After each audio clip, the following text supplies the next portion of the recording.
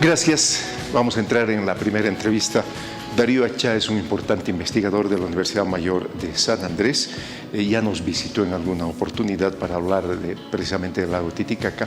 Lo hemos vuelto a invitar. Darío, muchísimas gracias por tomarte este tiempito para conversar con nosotros. No, más bien muchas gracias por la invitación, muchas gracias por tener en cuenta nuestra opinión. A nosotros los científicos nos interesa mucho poder llegar con nuestra información no solamente a revistas científicas, sino también al público en general, porque creemos que nuestra información puede aportar a las soluciones, puede aportar a prevenir los problemas y a que la gente pueda tener una mejor vida.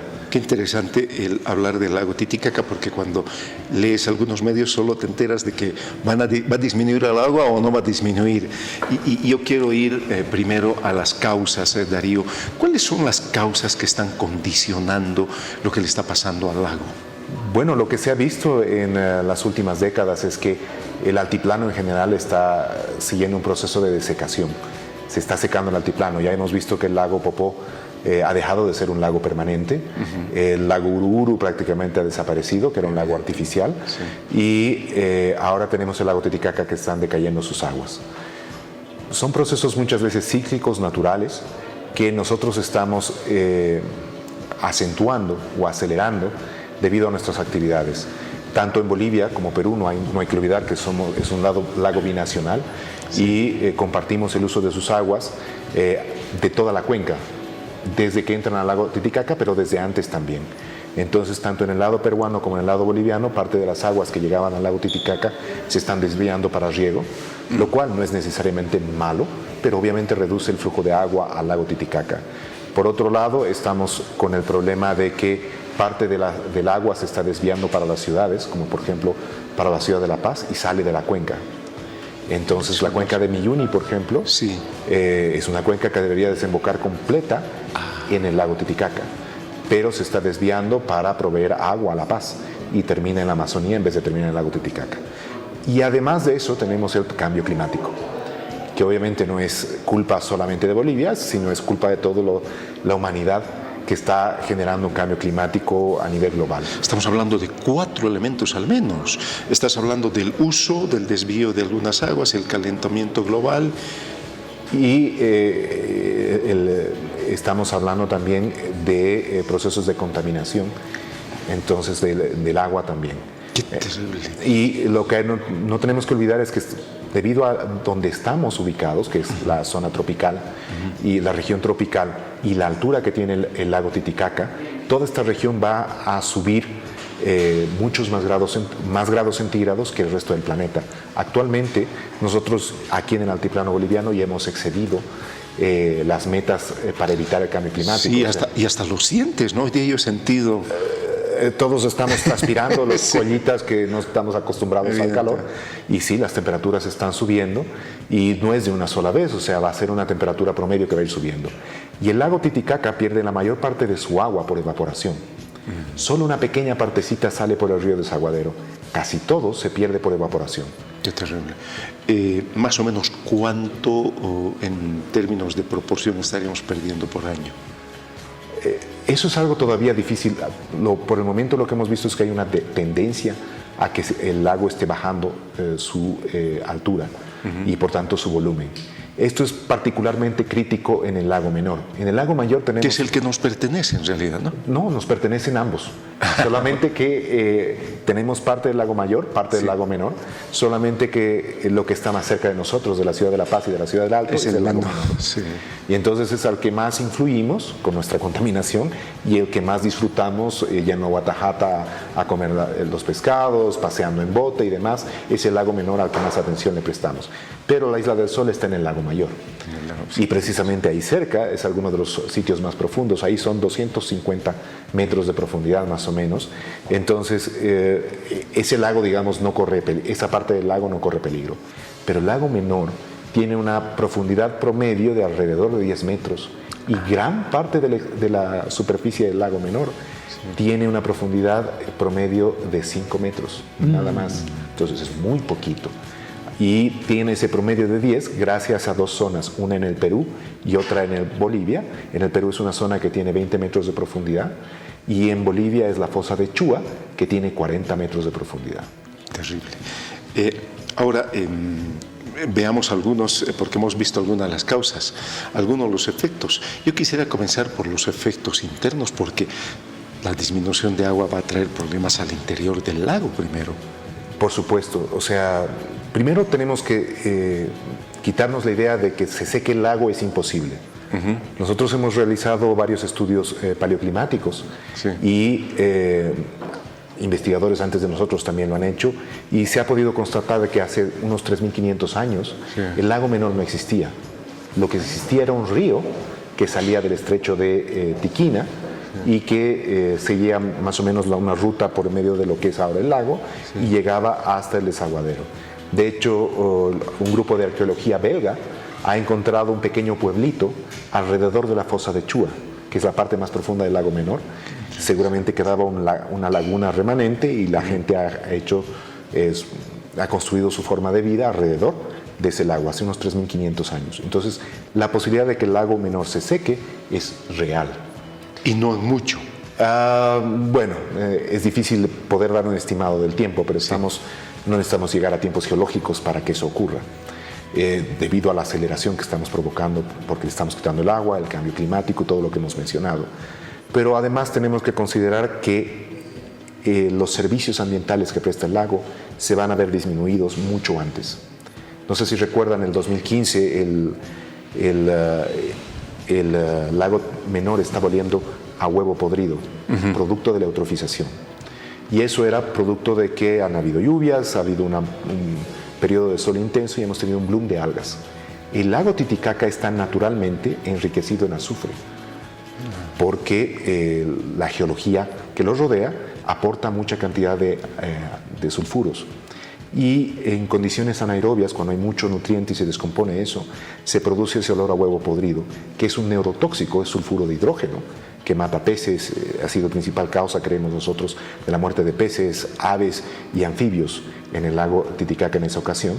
Y si el volumen baja mucho del lago Menor, el problema es que estamos todavía metiendo agua de alcantarilla, del Alto, de Viacha, de los pueblos aledaños, llegando hacia el lago Titicaca. Entonces la capacidad de resiliencia, de tolerancia del agua a esta contaminación va a caer y podemos tener un proceso eutrófico en el cual va a dejar de ser el lago Menor algo que pueda producir peces o que pueda producir un atractivo turístico, recreativo para la gente. Su propia vegetación. Su propia vegetación. Lo va a volver un pantano que va a oler a sulfuro de hidrógeno, o sea, como lo que huele cuando uno destapa la alcantarilla, básicamente va a oler como un baño público enorme. Entonces, eso es uno de los riesgos. Otro de los riesgos es que, como ya lo había mencionado, aunque no se seque, antes de que se seque, va a incrementar su salinidad.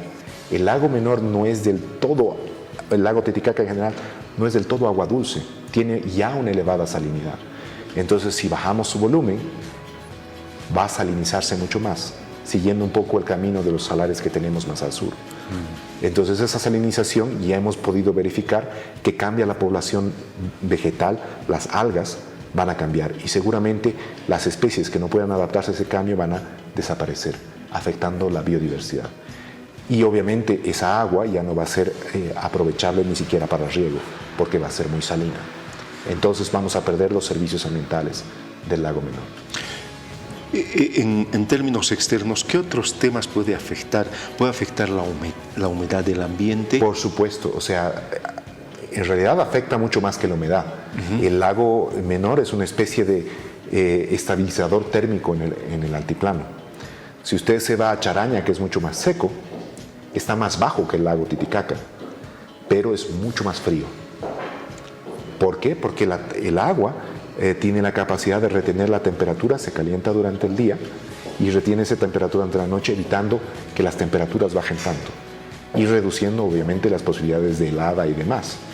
Entonces regula la temperatura de todo el norte del altiplano, pero además de regular la temperatura, obviamente contribuye con muchísima humedad. Por eso los terrenos más fértiles del altiplano están todos alrededor del lago Titicaca. Ahora, si se afecta esa fertilidad, también se va a afectar la vida animal. La vida animal y la vida de las poblaciones ahí.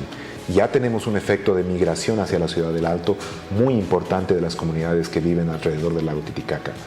Eso podría incrementarse mucho más. Y eso genera problemas de que las plantas de tratamiento como la que hay en Puchucoyo otra vez está fuera de capacidad, todavía sigue fuera de capacidad para procesar toda el agua de la alcantarilla, pero no va a poder ponerse al día nunca porque vamos a tener otra vez un crecimiento poblacional muy grande y entonces vamos a tener más contaminación todavía que llega al lago Titicaca. Entonces es realmente preocupante en ese sentido. Ahora, se puede, o sea, es una sumatoria, entendemos, como decías, de muchas cosas. ¿La ingeniería puede ayudar en algo en estos temas? Sí, muchísimo. De hecho, el gobierno ha hecho muchos esfuerzos y es muy loable en ese sentido de hacer esfuerzos de hacer nuevos embalses. Creo que hay algunos todavía en construcción. Y estos embalses lo que van a hacer es retener agua, pero estos embalses son para riego principalmente y para traer agua a las ciudades, para que no tengamos crisis como la del 2016, cuando nos hemos quedado sin agua. Recientemente la alcaldía, la gobernación están organizando reuniones para tratar este tema porque tenemos problemas de sequía, que obviamente también está asociado al problema del cambio climático y demás. Pero el problema es que no estamos usando el agua de una forma consciente. No necesitamos, en las ciudades lo que hacemos es abrir el grifo, nos lavamos las manos, nos duchamos o soltamos el agua del inodoro y esa agua termina en un río y termina finalmente en la ciudad de La Paz, en la Amazonía. En la ciudad del Alto termina de vuelta en el lago Titicaca. Hay muy poco tratamiento, cuando en realidad podría haber mucho reciclaje. Los países que ya están sufriendo hace tiempo los problemas de falta de agua han desarrollado tecnologías que nos permiten reciclar mucha de esa agua. Lamentablemente el agua que sale en este momento de Puchucoyo es básicamente no apta para ningún uso. Entonces el agua que sale de La Paz, porque siempre señalamos al Alto por el lago Titicaca, y en La Paz nos hacemos de la vista gorda, pero toda esa alcantarilla a cielo abierto, que es el río Choqueyapu, sí, entonces se va hacia el río Beni. Estamos mandando toda nuestra porquería hacia la Amazonía sin ningún tratamiento. En el Alto hay poco tratamiento, es insuficiente, es ineficiente, no alcanzan los estándares básicos. Pero en La Paz ni siquiera hacemos el intento. No hay ni siquiera el mínimo intento de tratar las aguas. Y entonces estamos descargando unas cantidades de contaminación hacia la Amazonía terribles. Y el lago Titicaca obviamente es receptor de lo que produce el Alto. Ahora, claro, el llevar adelante políticas de parte del Estado tienen que ser políticas integrales de diferentes dimensiones, entiendo.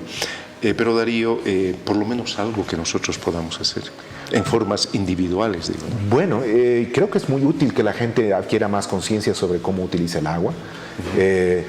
Hay mucha gente que dice, hay crisis de agua, lo primero que tengo que hacer es dejar de regar mis aguas, mis plantitas, ¿no? Mi jardín. Y en realidad eso es contraproducente. Lo que tenemos es que reusar el agua, por ejemplo, la gente lava sus verduras, cosas por el estilo, eso se puede reusar.